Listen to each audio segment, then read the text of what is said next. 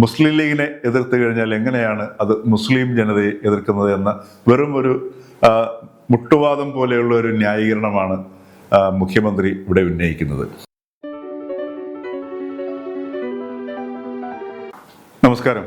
പെട്ടെന്ന് കേട്ടാൽ ചിലപ്പോൾ നമ്മളുടെ പുരികം ഉയർന്നെന്നിരിക്കും. എങ്കിലും ഇതൊരു യാഥാർത്ഥ്യമാണ്.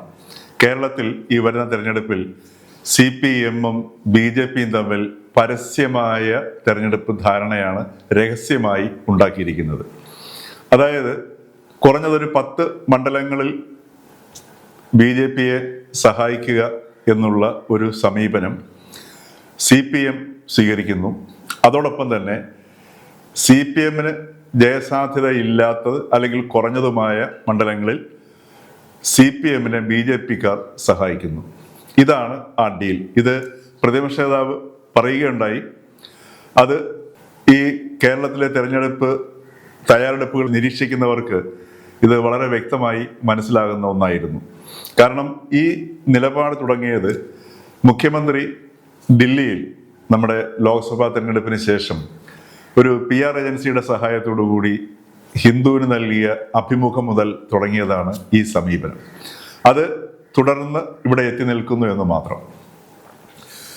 രാഷ്ട്രീയമായി ഒരു CPM-ഓ LDF-ഓ ഒരു മുസ്ലിം ഹിന്ദു വിരുദ്ധത അതല്ലെങ്കിൽ ഒരു ഇസ്ലാമോഫോബിയ രാഷ്ട്രീയം പറയുന്നില്ലായിരിക്കാം. പക്ഷേ ഏകദേശം വ്യക്തമായി തന്നെ അതുതന്നെയാണ് അവരുടെ രാഷ്ട്രീയമായ മുദ്രാവാക്യമാക്കി മാറ്റുന്നത്. കാരണം UDF അധികാരത്തിൽ വന്നു കഴിഞ്ഞാൽ മുസ്ലിം ലീഗിന് ആധിപത്യം ഉണ്ടാകുമെന്നും അതോടൊപ്പം തന്നെ മുസ്ലിം ലീഗ് ഇപ്പോൾ ഒരു ജമാഅത്തെ ഇസ്ലാമി പക്ഷത്തേക്ക് നീങ്ങിയിട്ടുണ്ടെന്നും അത് കാരണം UDF അധികാരത്തിൽ വന്നു കഴിഞ്ഞാൽ ജമാഅത്തെ ഇസ്ലാമി ആയിരിക്കും കേരളം ഭരിക്കുക എന്നുള്ള ഒരു നറേറ്റീവ് നിലമ്പൂർ നിയമസഭ ഉപതെരഞ്ഞെടുപ്പ് കാലഘട്ടത്തിൽ അത് വളരെ വ്യക്തമാക്കി പറയുകയുണ്ടായി.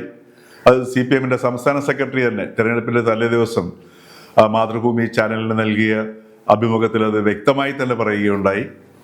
പിന്നീട് ഇങ്ങോട്ട് വന്നിട്ടുള്ള എല്ലാ സന്ദർഭങ്ങളിലും മുഖ്യമന്ത്രി ആയിക്കോട്ടെ പാർട്ടി സെക്രട്ടറി ആയിക്കോട്ടെ എല്ലാവരും തന്നെ ഈ ഒരു സമീപനം തന്നെയാണ് തുടർന്നു വരുന്നത്. ഇതുതന്നെയാണ് BJP-യും ഉന്നയിക്കുന്ന മുഖ്യ തിരഞ്ഞെടുപ്പ് അജണ്ട എന്ന് പറയുന്നത്. അതായത് കേരളത്തിൽ മുസ്ലിം വിഭാഗം രാഷ്ട്രീയമായി പിടിമുറുക്കുന്നു. അതിൽ നിന്ന് രക്ഷ നേടണമെന്നുണ്ടെങ്കിൽ തങ്ങളെ LDF-നെ വിജയിപ്പിക്കുക. ഇതിനകത്ത് BJP-യുടെ താല്പര്യം വളരെ വ്യക്തമാണ്.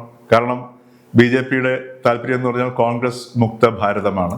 അപ്പോൾ കേരളത്തിൽ കോൺഗ്രസിൻ്റെ ആ സാന്നിധ്യം കൂടി ഇല്ലാതായി കഴിഞ്ഞാൽ തീർച്ചയായിട്ടും കോൺഗ്രസ് എന്ന പ്രസ്ഥാനം തന്നെ വരുന്ന ഏതാനും നാളുകൾക്കുള്ളിൽ ക്ഷയിച്ച് പൂർണ്ണമായിട്ട് ഇല്ലാതായില്ലെങ്കിൽ പോലും ക്ഷയിക്കും എന്നുള്ളത് ഉറപ്പാണ്. ഈ അജണ്ടയെ വളരെ പച്ചയായിട്ട് അവതരിപ്പിക്കുന്നതിന് വേണ്ടിയാണ് മുഖ്യമന്ത്രി പിണറായി വിജയൻ വെള്ളാപ്പള്ളി നടേശനെ ഉപയോഗിക്കുന്നത്. വെള്ളാപ്പള്ളി നടേശൻ വളരെ പച്ചയായിട്ട് തന്നെ പറയുന്നു, മുസ്ലിം മതം അതല്ലെങ്കിൽ നൊയമ്പ് കാലത്ത് കേരളത്തിൽ ഒരു ചായക്കട പോലും തുടങ്ങാൻ പറ്റുന്നില്ല. മുസ്ലിങ്ങളെ ഭയന്നിട്ടാണ് കേരളത്തിൽ ക്രിസ്ത്യാനികൾ പോലും ജീവിക്കുന്നത്. താൻ ഈ ഒരു വസ്തുത പറഞ്ഞു കഴിഞ്ഞാൽ അത് ക്രിസ്ത്യാനികൾ പോലും ഒരാൾ പോലും എതിർക്കാതെ സ്വീകരിക്കുന്ന ഒരവസ്ഥയാണെന്ന് കേരളത്തിലുള്ളത് എന്നൊക്കെ പറയുമ്പോൾ വളരെ വ്യക്തമായിട്ട് മുസ്ലിം വിരോധം അല്ലെങ്കിൽ ആ മുസ്ലിം പേടി ജനിപ്പിക്കുകയാണ് ചെയ്യുന്നത്. അതേസമയം മറ്റുള്ള ചാനലുമായിട്ടുള്ള അഭിമുഖത്തിലൊക്കെ പിണറായി വിജയൻ പറയുന്നു താൻ വെള്ളാപ്പള്ളിയെ പിന്തുണയ്ക്കുന്നതിൻ്റെ പിന്നിലെ കാരണം മുസ്ലിം ലീഗിനെ വെള്ളാപ്പള്ളി നടേശൻ എതിർക്കുന്നു എന്നുള്ളത് കൊണ്ടാണ്. മുസ്ലിം ലീഗിനെ എതിർത്ത് കഴിഞ്ഞാൽ എങ്ങനെയാണ് അത് മുസ്ലിം ജനതയെ എതിർക്കുന്നത് എന്ന വെറും ഒരു മുട്ടുവാദം പോലെയുള്ള ഒരു ന്യായീകരണമാണ് മുഖ്യമന്ത്രി ഇവിടെ ഉന്നയിക്കുന്നത്.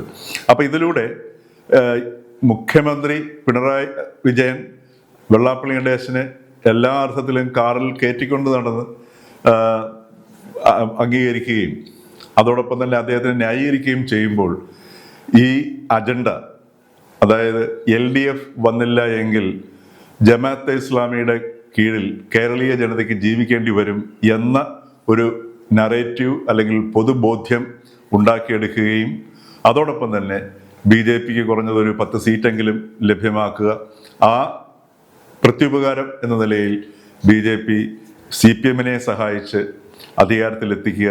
ഇതൊക്കെയാണ് ഇപ്പോൾ തെരഞ്ഞെടുപ്പ് രംഗത്ത് നടക്കുന്ന പച്ചയായ യാഥാർത്ഥ്യങ്ങൾ.